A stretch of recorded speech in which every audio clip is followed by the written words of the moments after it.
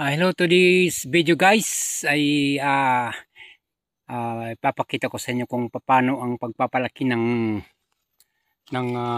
bunga ng saging guys. Yan, malaki na yan guys.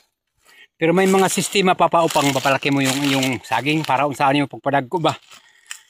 Daghan magulog ka ng mga suhi-subay ng ani ba, ana siya. So kini nga saging mo ning lakatan. This is quality ko lakatan. So, kailangan dito para mapalaki ng todo yung kanyang bunga. At the same time, pwede ka na rin makapag-multiply ng iyong mga pananim. Ito guys, kukunin ko ito guys. Yan, kukunin ko itong mga malalaking ere. Yan, dalawa siguro. Kukunin ko.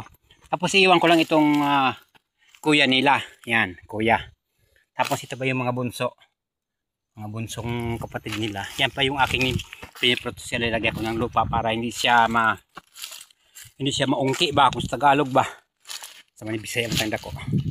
So yun lang guys, thank you.